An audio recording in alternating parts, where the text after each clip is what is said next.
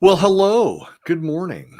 Hello. Good morning. And welcome to the latest episode of the Project Failure Files, the series for anyone who manages people, projects, or processes for a living. I'm Sharon Weaver, CEO of Smarter Consulting. And I am Christian Buckley, founder of Collab Talk. And welcome to yet another episode every Monday for the rest of our lives, whether we want to or not. We're here for our series where Sharon and I explore different project topics, management topics from the perspective of what not to do. In each episode, we talk about the common pitfalls, share personal stories and experiences, and explore strategies and best practices to help you to be successful. And in this episode, we are talking about the mistakes that some managers or people make, maybe entire organizations, and then they fear making mistakes to the point that it actually completely stifles and stops them from innovating. I'm passionate about this topic. I'm really passionate about this topic because I think so many people, they're afraid of fear. They're afraid of making mistakes. They're afraid of doing things wrong to the point that they will avoid trying or they will avoid, dealing with it. And in my opinion, if you're not learning from your mistakes, you're not growing. Were you ever a fan of the show Arrested Development? Oh my God, I love that show. One of my favorites, but I love the running gag, it's the meme of I think I made a big mistake. I remember. I don't think I should have done that. Yeah, but when we started talking about this title of Failing Forward, I really was torn between two ideas because my initial thought was more of the managers who seem to be really bad at their jobs, and then they seem to stay or even get promoted. Like their bosses would rather just shuffle them off than rather do the difficult thing and try and resolve the difficult things. But maybe there's a future episode on that topic. Like I've also seen that I've worked for a couple of companies that were family owned. And so part of the problem was that the nepotism thing, they felt like they couldn't deal with it, that cross the line. It's that's a very different topic. I mean, I see a little idea fruit popping out. But yeah, definitely a different topic. This is definitely more about not embracing the ability to make mistakes so that you can learn from them. No, and I think as we developed the abstract for this, I definitely went that direction. So I think I've created another one for this schedule. We've got to go through and create the abstract for it.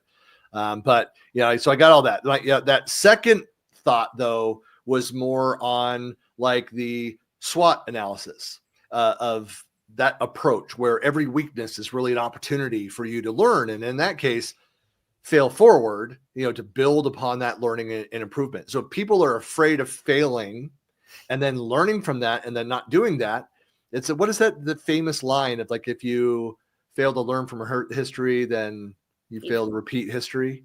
Yeah. If you fail to learn from history, you are bound to repeat it. Right. That is, I've been in those organizations. In fact, I remember when someone started and they figured out right away that they got an overly enthusiastic interview process and got a different picture of the culture. And they came in and realized no, that this is actually you will be penalized. They don't want people to experiment. They want more, as we've talked about, like ticket tape, like do what I tell you to do because I Blind told you. obedience. Right. And immediately resigned from that. Yeah. I really do. It's all about really continuing to push forward. I really do believe that you're either going forward or backwards, right? I just think you're either going forward or backwards. And that doesn't mean you always have to go up. Like, I don't think anybody's like bound to anything, but I do think you're going forward or backwards. And if you're not pushing forward, you don't want fear to stop that. You don't want fear to keep you or create a blocker to your success. I know in the past we've had conversations and we've talked about the idea of failing fast. Yeah. And I know there's a lot of methodologies you can go read on, fail forward, fail quickly, fail fast, things like that. And it's very much kind of that same way of thinking. The idea is, how fast can I try something? How fast can I experiment? How fast can I do something and see if it works or not? And then I can figure out it worked and I came up with a better thing, or it didn't, and I can innovate faster and I can come up with something better. Right. I think wasn't it like Elon who was talking about around SpaceX? It's like, look, we learned so much more from the failures of all the different data. There's so many data points and things that are out there. It's like, again, yeah, if you are not watching for it, if it's not built into you, here's a word we rarely use here on this series, the culture doesn't support learning from that, then you won't learn from that. You won't look for and take away those things and go and optimize things. And you will repeat those same mistakes again and again, or the next people, because these people made too many mistakes. We got rid of them and new people come in and don't know about the past failures. They don't learn from that. Yes.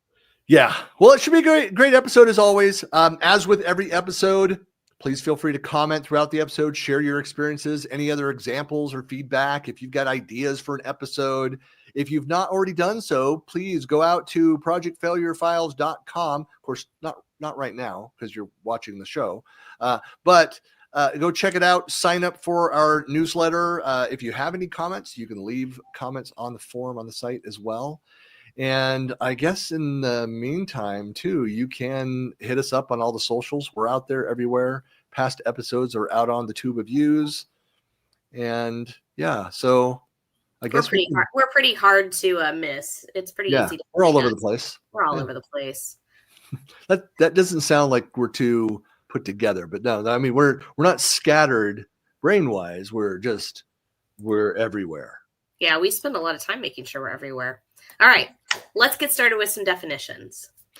Yeah, so I mean, we kind of just defined it around the failing forward. So again, fear of making mistakes, and is that because and I've seen this too in organizations I've worked in that allow for mistakes to be made and focus more on, where are we? What are the right steps forward? Now, here's where we are, new baseline. All right, now what do we do going forward?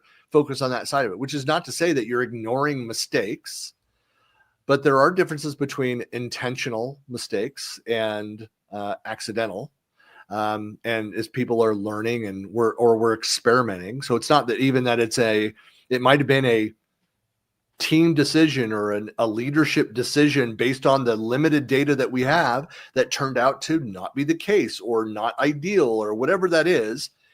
Again, are you going to go penalize your CEO for saying, go do this project? Like, no, if you were in a toxic environment, you could go do that. You wouldn't be at that job very long. You could, you could go say something.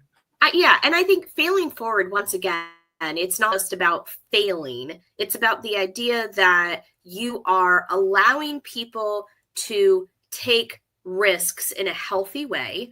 You have a process defined to learn from the failures, and you're incorporating those lessons learned into future opportunities. When we talk about fail forward, we're not like, just go make a bunch of mistakes on purpose and keep tripping over yourselves. Because eventually what's going to happen is you're going to be so bruised and tired of falling that you're not going to want to do it anymore. That is not what this is about. Project Failure Files, we're not talking about like, just go fall down a flight of stairs and see what happens. That's not what I'm saying.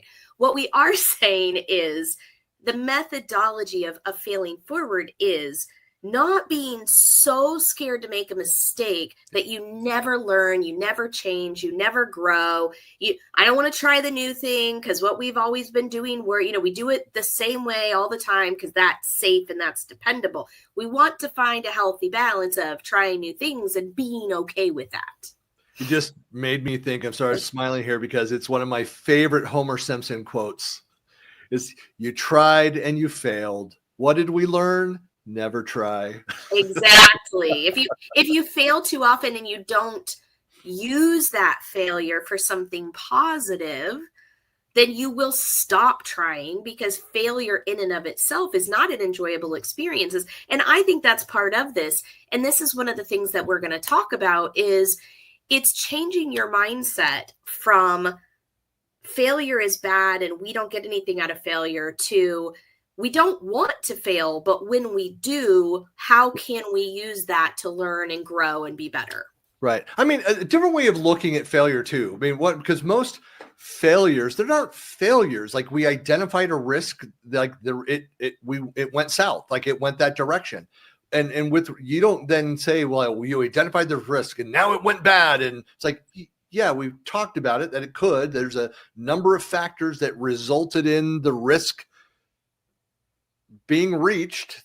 There's always a perfect storm, man. But then you have the planning. You've got, here's our risk mitigation strategy. And so, and I think like failures might be something where it's in how you define it. Is it like an unforeseen risk that then just occurs that you weren't prepared for it? Is that a mistake? I mean, because most of the mistakes, again, if there's like the intentional, like I did something I sabotaged, then there's that kind of failure. Then there's things where like, look, I fell asleep at the job and I, crashed the driving truck, like those kinds of things. And there are others where it's just like, we thought this, we made this assumption based on past projects and turned out to not be correct. And now that whatever it's delayed, we have to go back and redo this piece. It's going to take another week. You don't fire somebody over those things. Like I'll tell you, that person's never going to repeat that mistake. Or maybe you have a global pandemic and like, I don't know if that could ever happen, but right. You have a global pandemic and everything that you planned for, you've literally maybe you have a little teeny tiny plan for a global pandemic, but like, you're like, I never in a million years thought that I would have to deal with this. Yeah. Well, I could say that about 10 years ago in my former neighborhood in Duval, Washington, for anybody that's watching from that part of the world, actually citywide, the city did every year. They did something. In 1 year, it was a pandemic. And so for like a weekend, we were all like, you didn't have to participate. They wanted people to participate, but they like all the neighbors, like, what do you do? So it was actually, dropped off in the area. There were, hundreds of families, if not, 1,000 families involved across this area going through. And like, if it was like an avian flu variation, and like, what would you do? And so we taped up under the door, the air gaps. Like we did all this, took all the steps just to say like, what would we do if this, what is, we had no idea that that's what it was going to be. They dropped off an envelope. Like this is open it at 9 a.m. tomorrow morning. And then you go through it. It was pretty cool to do that as a community. So we were prepared for that. This is such a great, so this first section we're talking about is breaking the fear cycle. So it's like exactly perfect because my husband and I were talking about this the other day too. So my nephew is just now getting ready to graduate college and he's going on to, become independent. And we've raised a bunch of kids. I think we're up to like 1,000 kids by now. I don't know. Give or take a few. And so this is our last one and we're launching him into adulthood. And what's really funny is how parallel this is, because when you're breaking that fear cycle, what you're really trying to do is you're trying to get people to feel comfortable with doing something.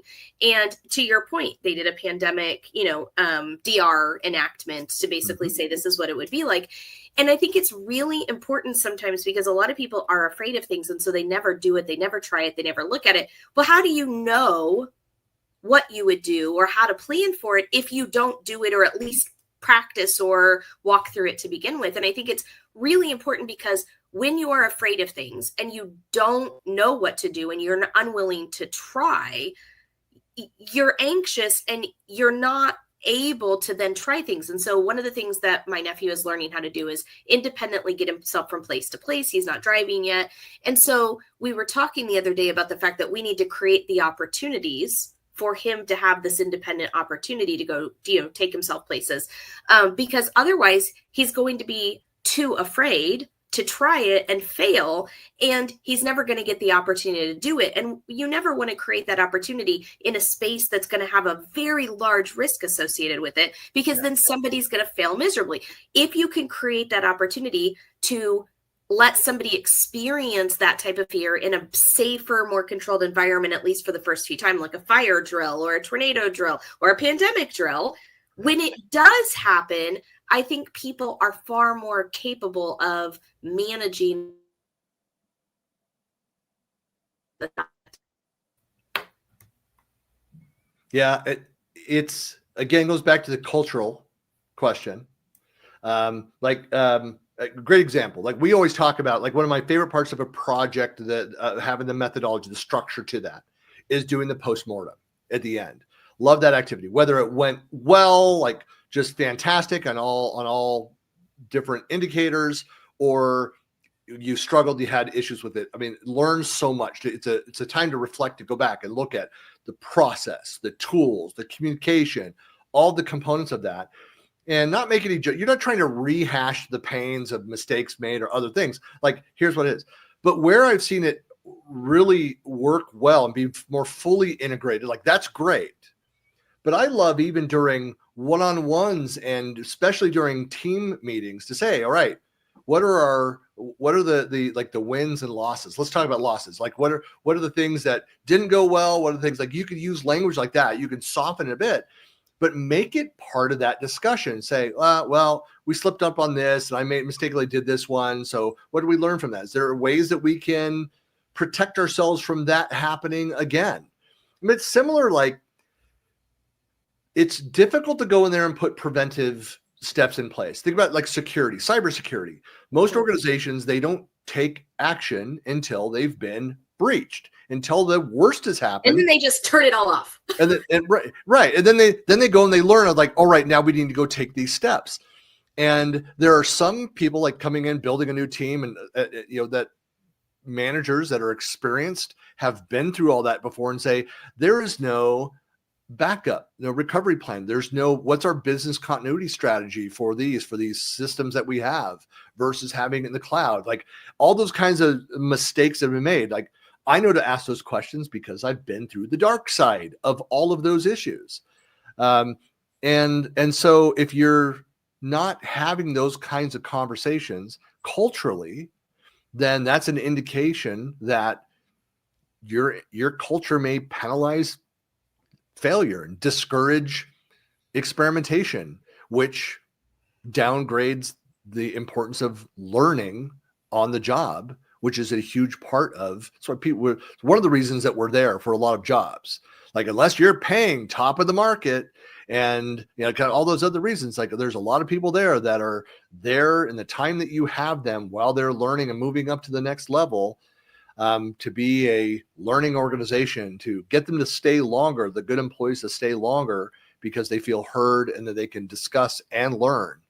I would stay longer in a learning organization where there was strong trust and good culture, even for lower pay. Like in a heartbeat. You say that now, but you don't say that when you're younger, like give me the money, and then when you get older, you're like, oh yeah, bring I know it's hard. It's hard. It's one of those things where it's like I can't do that for other people. It's, like my kids, is they're in the corporate world, I can't make that decision for them. That they go find that out. And it's just funny. I like was visiting my oldest son down in Arizona, and he shared a couple things, and I'm just like, here's what I can tell you. Like I don't want to say I told you so about any aspect of that. Not this negative. Like he's in a great company, and loves what he's doing. It's very exciting to hear. But again, people need to learn from that. And I learned long ago that there's from some of my siblings that there's some people that you can tell them what not to do, and based on your experience, and they'll go do it anyway. And you just have to get out of the way. Let them put their hand on that hot stove, even though mom just said, do not touch the stove. It's hot. 100%. And I'm going to add this. I think, it's really important. You have a bullet point for this, but it's really important, honestly, for parents and leaders, right? So it doesn't matter if you're talking about kids, if you're talking about employees, if you're talking about team members, if you're talking about, it doesn't matter. I think it is your responsibility as a parent, as a leader, as a guide, to create safety for people to feel like they can try to do things. And it's okay. It's absolutely okay if they take a measured risk of some sort. We're not saying like just go out and do dumb things on a general principle, but we are people saying, do that without being told to go do that. But yes, so in one of the I get asked a lot of times after we do these shows, they're like, okay, wait, you said this, but like, can you give me an example? And I would say a really good example for this particular one is I encourage anybody who works for me to go test for certifications. And if I have if you've worked with me in the past, whether I've coached you, mentored you, you've worked for me or with me, I'm the first person to tell you, be prepared and be prepared to fail it the first time. Always. Like never, ever, ever go in assuming that you're just 100% going to pass it. There's a reason that certifications and exams are difficult. There are. And I'm not saying you won't pass it. But what I will say is that I'm more concerned about you being prepared and taking it than I am about you worrying about whether you're going to pass it the first time or not. Because no matter what, if you can get past the fear of that very first exam, this is so hard for some people. I don't know if I'm going to pass it.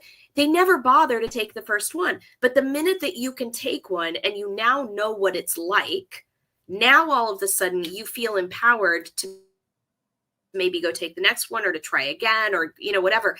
And so I think as leaders, it's our job to create an environment and create that safety that people feel like they can try to do things, even if they know they might not be successful in it. Yeah.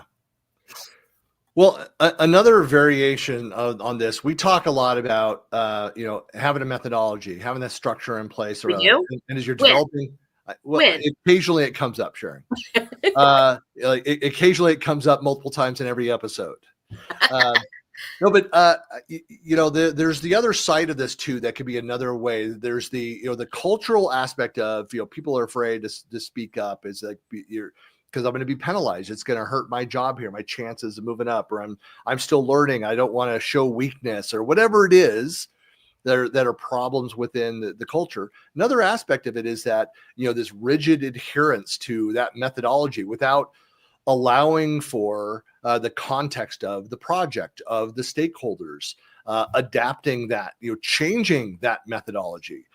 When you hire people, especially with a lot of experience that come in, and maybe you have the best of class framework and things in place, but if you're not then getting those fresh eyes, that expertise, looking at it and say, do you see any problems with this? Any things that if you're not willing to listen to that, that's another area where, again, you're shutting down, stifling innovation and creativity. And, that's another way to fail forward. It doesn't mean that you're abandoning the overall framework, the structure to all of that, but you should be open to evolving and changing. Because here's something we say a lot. It's like your business rules are going to change. Your stakeholder requirements are going to change. The customer needs changes. Your understanding of the problem, like we view problems through the lens of our understanding today. What happens over time? You understand more things. Your perspective shifts or broadens or whatever it is because of through experience and new technologies and all of those different things. If you're then rigid on the framework, having experienced all that change and not going back and looking at it, again, that is a mistake. That's a way that the organization can fail forward, where that you get to the point where then the executives is like, is this team even relevant? They're following this old process. They're still waterfall. We're agile, and they've not kind of gone with the times there.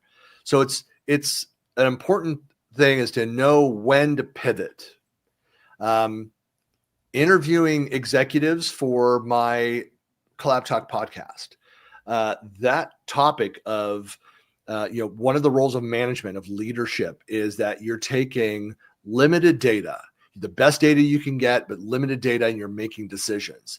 And there's advantages to being first, to being fast, kind of all of those things. But you're often doing it with a gut feel based on your experience with limited data. And when you see that you were off or you were incorrect or change happens, a good leader knows it's time to pivot. It's time to change this. To abandon is like, hey, that was good and it worked great for us. It will not address where the market is going now. We need to change course, pivot on that, rather than overcommit yet again to the plan that we know is outdated. It's going to fail. Yeah, I think this is something, pretty much everybody that I've ever worked with and that I've talked to, I think people would rather work in a culture where people have critical thinking skills and they're allowed to think. They're allowed to be flexible. They're allowed to do what they need to do, at least within boundaries, right? Once again, we don't want everybody just doing anything and everything they want all the time.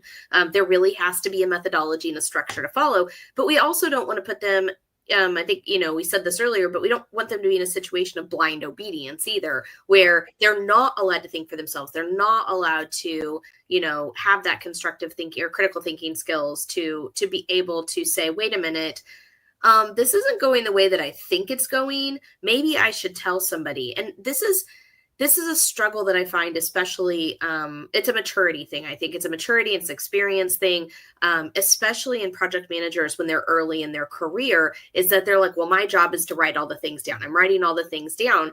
And then something happens, the project doesn't go the way they expect. They start having issues. And then the manager or whoever's above, stakeholder, whatever leadership comes in and says, well, why didn't you tell me that, we were, over budget or over time, or that the scope had slipped so far? And it's like, well, I wrote it all down. Yeah.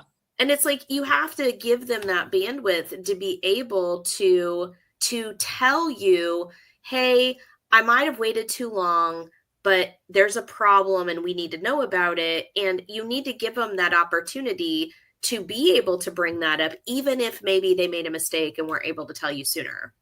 The stakeholder relationships, I mean, that's something where you need to flesh that out and say, because there are some that say, like, I just want you to document everything and I'll do my own analysis of it. And others are saying, tell me the high level, like what I need to know, like what am I missing here? What should I be looking at around this data? Like, show me how are we trending, or come to me immediately. And so that's something where, again, on the the relationship side of, a project management role, any management role is to understand, who are you accountable to, and what information do they need, and at which point do they need to make it. Again, I'll go back to my 4-blocker model. Like, part of it is like the last quadrant, bottom right quadrant is, what are my blocking factors? Like, what decisions do I need the stakeholder to make? Like, so what can I go and do? Most leaders, they're doing a bunch of other things, or managing, all of these dozens of projects and initiatives and things that are going on. They want you to be right up front and say, look, this isn't going well. Here's a risk potential. We've got a plan for this. This is what we would do, but here's what I need you to go and do. This is, again, being clinical, being like, it's a structured approach. Am I giving them the data that they need in a timely manner? And they may say, hey, too much, too little. And so that's constantly something that you should also review. So leaders should model accountability for these things. They should openly discuss their own lessons learned from that. And it's something that I always try to do too. It's like, look, I've been through something similar. Here's what happened to me. Here's how I dealt with it. This is what I learned from that. Terrible managers will, assign blame. They'll point fingers, or if it's something that was a risk that came to fruition, and then, the mitigation, whatever, it's not ideal, but then they just can't let it go. It's like, it wasn't the individual's mistake, and it could have even been like the group decision, or the manager made the decision, but the PM gets the blame for that. So they're shifting blame. Again, larger problems afoot, if that's I have seen that happen so many times, Christian, and it really, I'm sitting here I try really hard to not think about this. Yeah, I know. I have personally witnessed PMs do everything from getting in trouble all the way to getting fired. And for saying, hey, I'm bringing up this risk. It's a problem. Your team's going to be unsuccessful. That's their whole job, right? Their whole job is to come in and keep everybody apprised of the situation, keep everything managed. I have seen PMs get fired and get in trouble for bringing up those risk items and being like, you're not listening to me. And then the stakeholders will be like, I don't want to hear about it anymore. Like, if you want to keep your job, quit telling me about it. And I'm like, why are you paying them to do this? But because they want them to write it all down. They just don't want them to like turn that light on and tell them that there's a problem. And I think, there's so many cultures like this where people get shoved down for so long that they're not allowed to do that. They're not allowed to say that. They're not allowed to share that. And so then they go into other organizations and they just don't ever say anything and they don't ever stand up for anything. And unfortunately, that then puts the decision back, that puts decisions and it puts blame and accountability back on other people because they're like, I'm not going to take the responsibility for this because I've had this past history of getting in trouble or losing my job for doing this thing. And it's really unfortunate how much that's become systemic. Yeah, I mean, that's really the point. Again, it all comes back down to that culture and the leadership, what they've allowed to continue there. If you're not able to go and look at, like, talking about having a post-mortem, reviewing at the end of projects, if it's not built into your weekly, monthly, whatever it is, the cadence of the meetings and the discussion, then you're not going to be able to use those mistakes, those missteps as metrics in the project. You're not going to be able to make those incremental changes to your methodology to go and say this documentation wasn't right or because the person who was doing it, they left. I didn't realize that they were doing a bunch of stuff that wasn't part of the templates, that wasn't part of the structured plan, but they were doing over on the side as an exception. Kind of all those mistakes. This is why it's again, my experience where it's the most successful is where it is part of the dialogue at the team level. You can have even anonymous feedback on some of the different things of what to go and do, but to make the process transparent, to talk about them. Here's what went wrong, and here's what we're going to do. Here was this feedback that came from this person. Like, we investigated. Like, yes, we realized we need to make changes. Here's the plan to correct this action. It's that should be part of your regular dialogue as a leadership team, going through and talking about those things and recognizing, people for coming forward and say, look, I screwed up on this. This is going to be the cost for this. How do we get out of this? Again, that the people that make the mistakes like that, when they are given the chance to, and the culture allows them to do this and bring it forward, they'll likely never make those mistakes again. They'll be better employees because of it. I think you can talk about the cost. You can talk about, you could say, hey, this was the impact. There's nothing that says you don't do that, yes, but do it in a constructive rather than a destructive way. Well, that's such an important nugget that I want whoever's paying attention to this, I want you to hear. I am. One of the things that I had always been nervous of as a leader is that whole idea of, well, I don't want to rock the boat. I don't want to make waves. I don't want to make people upset. I want to keep everybody happy. And the truth of the matter is exactly what you just said. When mistakes happen, which they will, this shows what your culture is like. Is it a functional culture? Is it a dysfunctional culture? Allowing mistakes doesn't create a dysfunctional culture. All it does is shakes everybody up so that they show their true colors. And honestly, if you want to know what kind of a culture you have, start allowing people to mistakes, start bringing people in to talk about them in a group. And the people who are like, oh yeah, let's solve that. Let's fix that. Let's write that down. Let's learn from it. Those are your functional members of your culture. And the people who want to point fingers, shift around, get out of it, maybe you're not so functional members of your culture. Well, again, you don't want to highlight and dwell on mistakes that are made, but this idea of being a resilient organization, a resilient culture. What that does. So this is You're recognize people that made a mistake, and here's what they did. Focus on what they did to correct that, to reverse that, to learn from that. If you focus on that side of it, people will stop being like hiding in the shadows, trying to cover up like a mistake that was made. They'll be more open about those things. And then it actually turns it into a strength for the organization. You can say, like, we're more resilient because we've been through this together. We have torn down the muscles and built them back up and become stronger because of that. And that is, it's very much a leadership issue to go and try and solve. If you hire the best people you can that are good at the functions of the role, and that's our assumption is we hire people that can functionally perform in that role.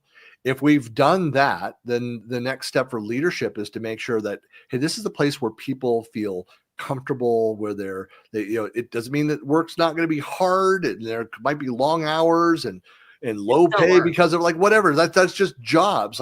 But if you're transparent, you're open about that, and have conversations, and it should be pretty flat, meaning, like I often say, like, I'm not a respecter of title. Like, I talk to a CEO the same way that I talk to somebody that's a copywriter that's at the bottom of the ladder.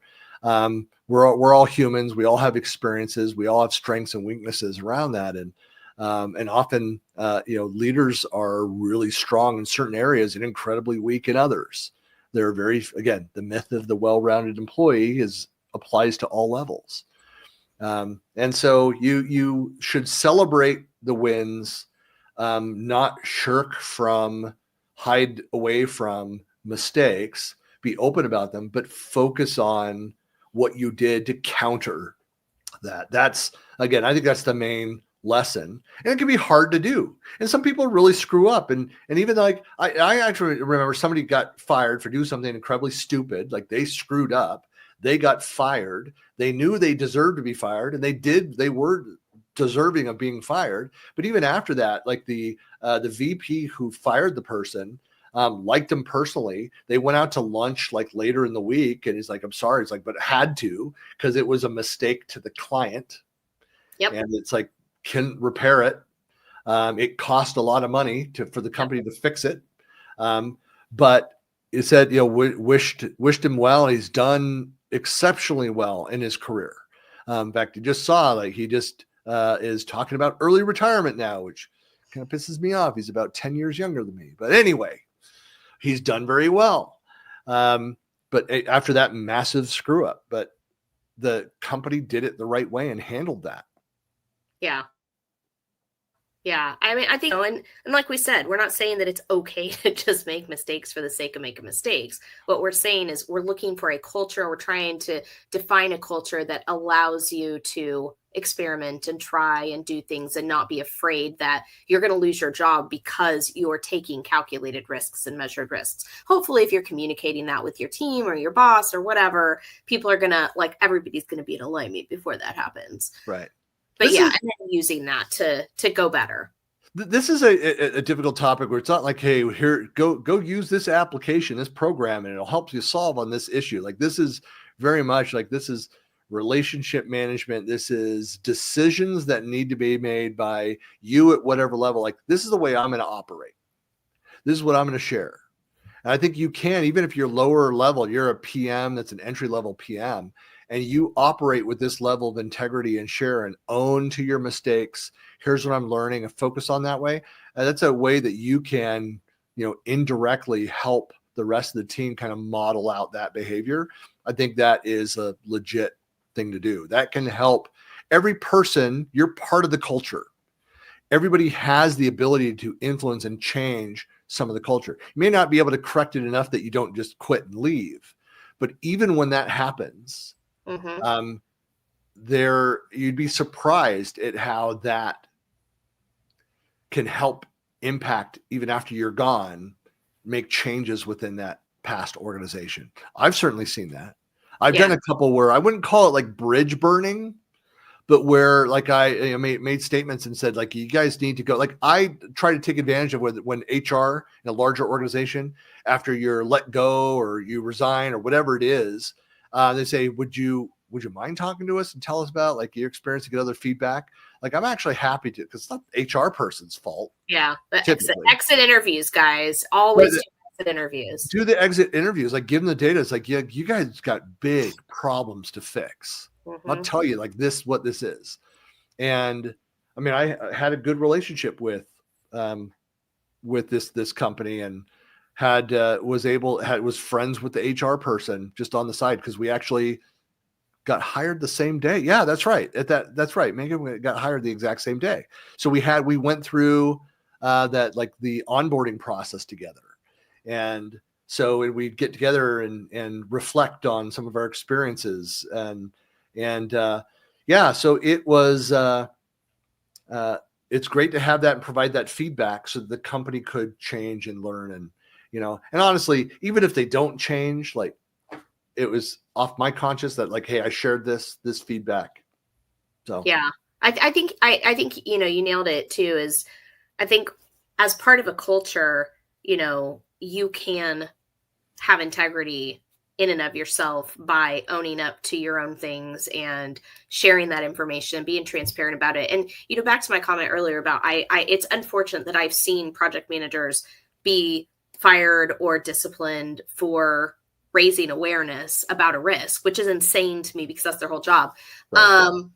I think that as important as that is to maintain your integrity is to stand up in the face of adversity and to say, this is happening, I'm going to deal with it, and I'm going to deal with it in the right way. And you can, your team can, like you said, can feel that. And I think it does help the culture overall to be able to have a little bit of a lessons learned as well, right? So if you have a culture where in the past, maybe project managers have, been shut down. And as a project manager, you come in and you say, I know this has been the past, but I'm going to go ahead and just be who I am and have integrity and bring it up anyways.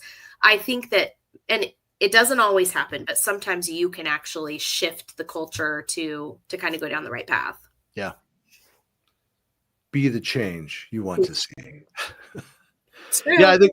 Yeah, I mean, I know we like to kind of leave off with some kind of call to action, like go and do. I mean, again, from a project management perspective, a manager perspective, like, you can start small. You can incorporate, like, if you're not doing post-mortems, start doing them at the end of projects. Start asking those questions, build it into your script. Like, when you meet and do one-on-ones, when you meet with stakeholders, be like, hey, what didn't work well in our interactions? Like, I mean, that sounds almost silly when you do like ESAT surveys, employee satisfaction surveys. Do a mini in-person version of that, or actually send out emails and say, hey, this isn't part of the formals, like, but I do want feedback. So you let me know if you see, like, if you feel like there's a mistake made or that it could be done a better way. Please let me know, and I'll report back to you on any changes that I make and what to do. It's like, I want that. I encourage that kind of feedback. You can do that as an individual. And then the other side of that is, whether it's asked for or not, provide that feedback back to the people that you are the stakeholder for those things. So those, I'd say, call to action are like trying those two things within your own small circle. And I would be surprised if you didn't start seeing a change because of those actions. And I would add too, I personally feel like a lot of times projects get very dry and boring, and it's, I did this. I know. What? Yeah. You think about your latest status report or stand up. I did this. Any roadblocks? No. Any roadblocks? No. Any roadblocks? No. Yeah. I would challenge you, for anybody that's listening to this, I don't care if you're on the PM side or if you're on the resource side, if you're on the leadership side, if you're hearing regular status reports where there's not any roadblocks and not any risks and not any concerns and not any issues, that's not a thing. So make sure that you're encouraging your team. I don't care if you have to gamify it. I don't care if you have to reward it. Come up with what those roadblocks and things are. Encourage them to speak up, because I think when you realize that that's been getting shut down and you change that, it's going to completely change the way that you run your projects. it's going to take a while to get people to open up, but yeah, just keep asking. And yeah, eventually you'll get that feedback you're looking for. Because you're right, there is no project that is going through blissfully. Again, I want to know the color of the clouds in that world, because I've never been to that planet. So Nope. Well, that's it for this week's episode. Be sure to follow us out there if you're not already following us out there on the Twitters or the other things that are out there, all the various platforms. I don't even know what's out there anymore. I'm getting too old. Doesn't matter. It's all the same. It's a big mush that's out there. No, I mean, I'm most active out still on Twitter. Refuse to call it X. And then there's all the past episodes, of course, out there. Check it out if you're new to the series. Please subscribe. Give us feedback. We love that. The algorithm loves that. So we want to get in front of more people. Share it with the team. All we ask is that you share each episode with 10 to 20 close friends. Watch parties. PFF watch parties. That's right. And then, of course, go over to the projectfailurefiles.com. If you've not already done so, sign up for the newsletter. And we're not going to send you tons of other spam. It's like we're going to get to the point where it's just a weekly email of, here's what we talked about with a summary and other thoughts around that. And then here's the topic for next week. So, and then we'll be back next Monday at 9 a.m. Pacific. Is that what time it is? What are we Monday, doing? 9 Pacific, 12 Eastern. Yes. That's how time zones work. Yes. Every Monday. So great to see you, everybody. Well, thank you for being here. Great seeing you, Sharon. We'll see you next time. Bye. Bye.